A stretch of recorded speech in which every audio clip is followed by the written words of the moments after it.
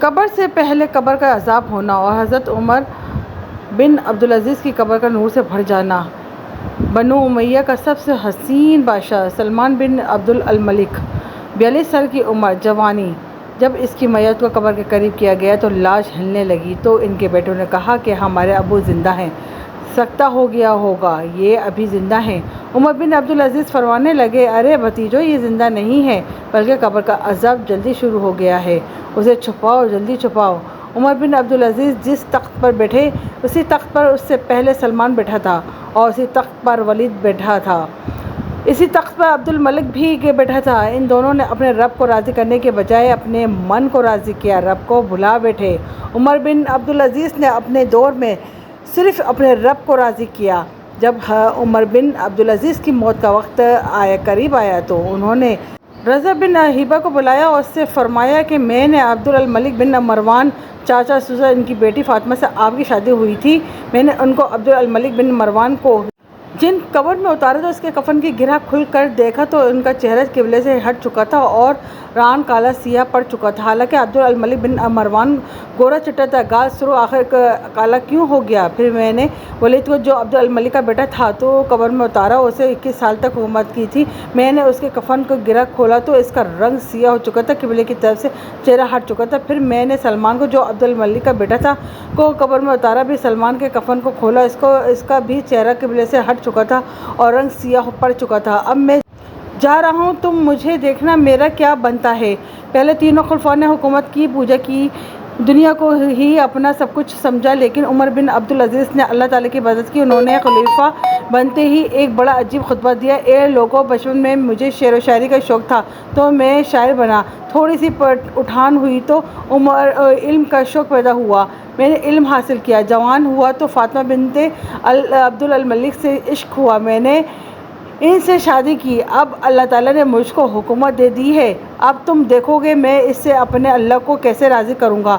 ہمارے حکمران تو ووٹ سے آتے ہیں اور 4-5 سال کے بعد چلے جاتے ہیں، لیکن عمر بن عبدالعزیز کو وراثت میں حکومت آ رہی ہے، تا زندگی، اور 3 براعظموں پر حکومت ہے، اور ایسا رعب اور دبدبہ ہے بنو امیہ کا کہ کوئی ان کے سامنے سر نہیں اٹھا سکتا۔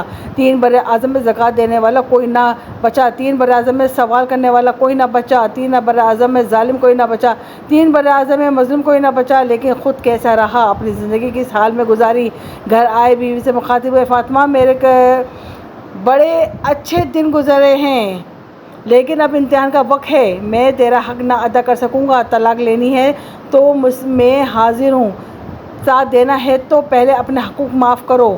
سیاسی لحاظ سے فاطمہ جیسی عورت تاریخ میں نہیں آئیں، 7 نسبتوں سے یہ شہزادی ہیں۔ فاطمہ کہنے لگی، عمر، میں نے سکھ کے دن آپ کے ساتھ گزارے ہیں تو میں آپ کو چھوڑ کے نہیں جاؤں گی، جائیں، میں نے سارے حقوق معاف کیے۔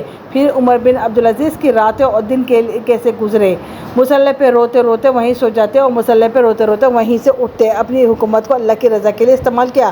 کیسے استعمال کیا؟ فاطمہ کا سارا زیور بیت المال میں ڈال دیا اور خود تنخواہ پر آگے۔ عید کا موقع آیا، بچوں نے ماں سے کہا، ہمیں کپڑے لے کر دو۔ فاطمہ کے پاس عمر کے 3 براعظموں کے خلیفہ کے بچے آ رہے ہیں، امی جان ابا سے کہیں عید آ رہی ہے، ہمیں عید کے کپڑے لے دیں۔ ابا تشریف لائے، خزانے لبالب بھرے ہوئے ہیں گندم کے ڈھیر کی طرح۔ فاطمہ نے کہا، اے امیر المومنین، بچے کپڑے مانگ رہے ہیں۔ کہا، فاطمہ، میرے پاس تو پیسے نہیں، کہاں سے کپڑے لے کر دوں؟ فاطمہ نے کہا، پھر بچوں کا کیا کریں؟ کہا، مجھے بھی نہیں پتہ کیا کروں، اس سے پہلے 3 حکمرانوں نے لوٹ مار کے بازار گرم کیے، ظلم کے بازار گرم کیے، اور آج اسی تخت پر ایک شخص بیٹھا ہے جو اللہ کو راضی کرنے میں لگا ہوا ہے۔ تو فاطمہ نے کہا، آپ ایسا کریں، اگلے مہینے کی تنخواہ ایڈوانس لے لیں، اس سے ہم بچوں کے کپڑے لے لیتے ہیں اور میں مزدوری کر کے گھر کا خرچ چلا لوں گی۔ پھر عمر بن عبدالعزیز نے اپنے وزیر خزانہ مزاحم کو بلایا، اپنا غلام، ہاں بھائی مزاحم، ہمیں بچوں کے کپڑے چاہیے، اگر اگلے مہینے کی تنخواہ ایڈوانس مل جائے۔ اور کہنے لگے، اے امیر المومنین، آپ مجھے لکھ کر دے دیں کہ آپ اگلے مہینے تک زندہ رہیں گے اور خلافت کے امور نپٹاتے رہیں گے تو میں آپ کی تنخواہ دے دیتا ہوں۔ آپ نے سر جھکا لیا، اٹھے، گھر آئے، اپنی بیوی سے کہا، فاطمہ، بچوں سے کہہ دو ان کا باپ ان کے کپڑے نہیں لے کر دے سکتا۔ عید کا دن آ گیا، بنو امیہ کا خاندان ملنے آ رہا ہے، سارے سردار، سرداروں کے بیٹے، اعلیٰ ملبوسات سب سے ملنے آ رہے ہیں۔ تھوڑی دیر بعد دیکھا تو بچے بھی ملنے آ رہے ہیں۔ امیر المومنین کی حیثیت سے بچے باپ کو ملنے آ رہے ہیں اور ان کے جسموں میں پرانا لباس ہے۔ حضرت عمر بن عبدالعزیز نے ایک طرف دیکھا تو سرداروں کے بیٹے اور رقص برق پوشاکیں، دوسری طرف اپنے بچوں کو دیکھا جن کے جسموں پہ پرانا لباس۔ ارے اس باپ سے پوچھو جو سب کچھ کر سکتا ہے لیکن پھر بھی اللہ کی رضا کی خاطر مٹھی بند کر لی کہ نہیں، مجھے حرام کی طرف نہیں جانا۔ بچوں کو دیکھا تو ان کی آنکھیں ڈگمگا گئیں۔ فرمایا، اے میرے بچوں، آج تمہیں اپنے باپ سے گلہ ہوگا کہ آج ہمارے باپ نے ہمیں کپڑے بھی نہیں لے کر دیے۔ ان کے ایک بیٹے تھے عبد الملک، وہ جو آپ سے بھی 4 ہاتھ آگے تھے، وہ آپ سے پہلے ہی اللہ کو پیارے ہو گئے تھے۔ کہنے لگے، ابا جان، آپ کو عید مبارک ہو، آج ہمارا سر بلند ہے، ہم شرمندہ نہیں ہیں بلکہ ہم خوش ہیں۔ ہمارے باپ نے قومی خزانے میں بددیانتی نہیں کی، ہم شرمندہ نہیں ہیں۔ انسانوں کو کپڑوں میں نہیں تولا جاتا۔ ایک دن عمر بن عبدالعزیز اپنی بیگم فاطمہ سے کہنے لگے، فاطمہ، کچھ پیسے ہیں، میرا انگور کھانے کو جی چاہ رہا ہے۔ فاطمہ رونے لگیں اور کہنے لگیں، امیر المومنین، خزانے بھرے پڑے ہیں، کیا ایک دھرم کا بھی حق نہیں کہ لے کر آپ انگور کھا لیں؟ فاطمہ کی بات سن کر تڑپ کر بولے، فاطمہ، میں جہنم نہیں برداشت کر سکتا۔ رجب 101 بمطابق جنوری 720 میں عمر بن عبدالعزیز بیمار پڑ گئے۔ کہا جاتا ہے کہ بنو امیہ نے آپ کے ایک خادم کو 1000 اشرفیہ دے کے آپ کو زہر دلوایا تھا۔ آپ کو عدالت کے دوران ہی اس کا علم ہو گیا تھا، لیکن آپ نے غلام سے کوئی انتقام نہ لیا بلکہ اشرفیہ اس سے لے کر بیت المال میں داخل کروا دیں اور غلام کو آزاد کر دیا۔ زہر دینے کی وجوہات میں ایک تو یہ بات شامل تھی کہ آپ خلفائے راشدین کی مانند خلافت کے امور میں چلاتے تھے، دوسری یہ کہ ان کی وجہ سے بنو امیہ میں اپنی مخصوص مالی لوٹ مار نہیں کر سکے، کیونکہ حضرت عمر بن عبدالعزیز بیت المال کو مسلمانوں کا امانت سمجھتے تھے۔ طبیعت بہت خراب ہو گئی تو آپ نے اپنے بعد ہونے والے خلیفہ یزید بن عبد الملک کے نام وصیت لکھوائی، جس میں انہیں تقویٰ کی تلقین کی۔ 25 رجب 101 ہجری بمطابق 10 فروری 720 عیسوی کو آپ نے اپنا سفر حیات مکمل کر لیا۔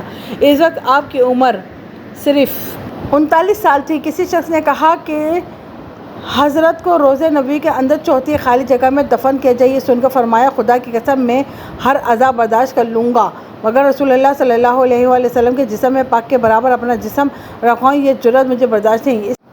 اس کے بعد آپ نے ایک عیسائی کو بلوایا اور اس سے اپنی قبر کی زمین خریدی۔ عیسائی نے کہا، میرے لیے عزت کیا کم ہے کہ آپ کی ذات پاک میری زمین میں دفن ہو، میں اب عزت کی قیمت وصول نہیں کروں گا۔ فرمایا، یہ نہیں ہو سکتا۔ آپ نے اصرار کر کے قیمت اسی وقت ادا کر دی۔ پھر فرمایا، جب مجھے دفن کرو تو یہ رسول اللہ صلی اللہ علیہ وآلہ وسلم کے ناخن اور موئے مبارک میرے کفن کے اندر رکھ دینا۔ اسی وقت پیغام ربانی آ گیا اور زبان مبارک پر یہ آیت جاری ہو گئی اور روح عطر جسم سے پرواز کر گئی، اِنَّا لِلَّهِ وَإِنَّا إِلَيْهِ راجعون۔ آپ کو حلب کے قریب دیر سمان میں سپرد خاک کیا گیا جو شام میں ہے۔ دفن کرتے وقت جب آپ کے کفن کی گرہ کھولی گئی تو چہرہ مبارک پر نور ہی نور تھا، یہاں تک قبر میں بھی اس قدر روشنی ہو گئی تھی جس سے قبر میں چاند اتر آیا ہو۔ بارگاہ الہی میں یہ دعا ہے کہ اللہ تعالیٰ تمام مسلمانوں کو حضرت عمر بن عبدالعزیز جیسی زندگی اور موت نصیب فرمائے، آمین ثم آمین۔